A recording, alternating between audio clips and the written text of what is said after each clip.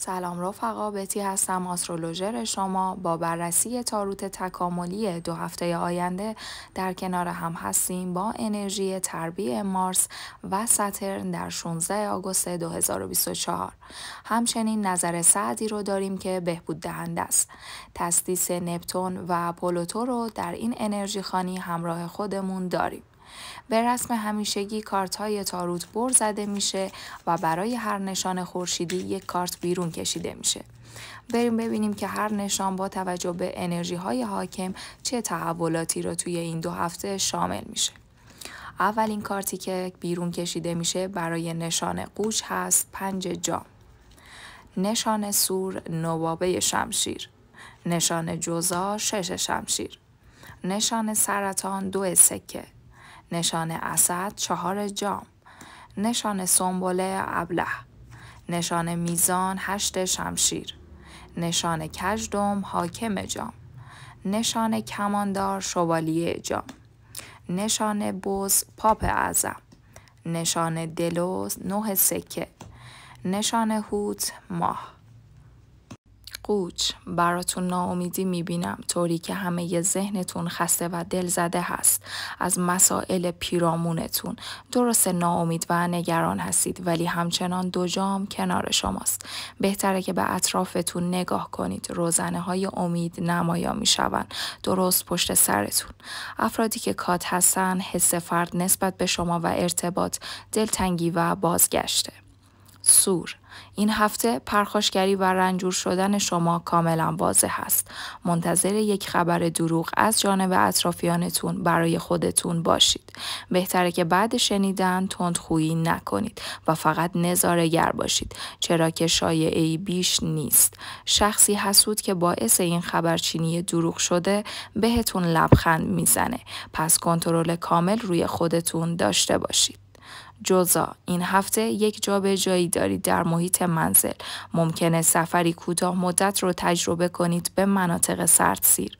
در این بازه زمانی از چالش‌های 1 ماهه اخیر رو به آرامی و خلوتی ذهن و محیط میرید. وقت آرام گرفتنه. بهتره به عامل‌های بیرونی توجه نکنید.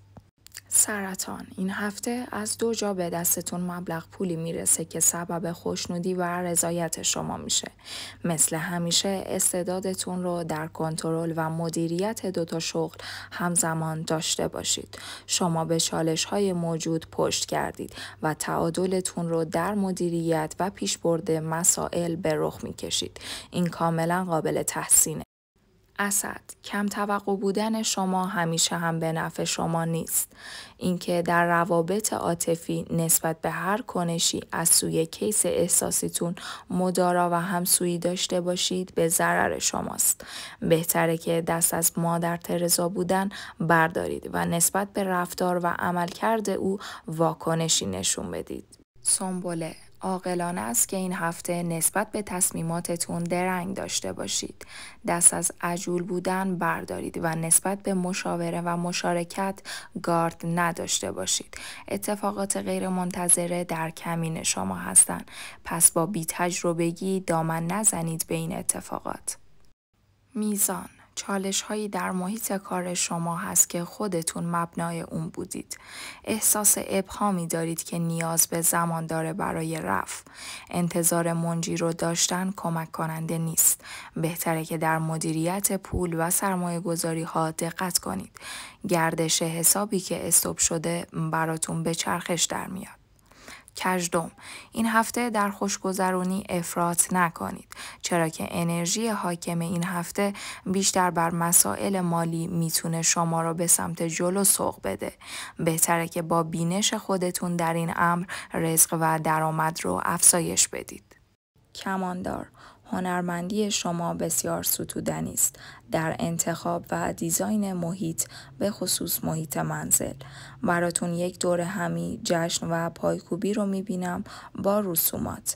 اگر مجرد هستید شخص مرکزی این جشن شمایید، ولی عزیزانی که متأهل هستن به یک دور همی دعوت میشوند که نسبت‌های خونی درش وجود داره.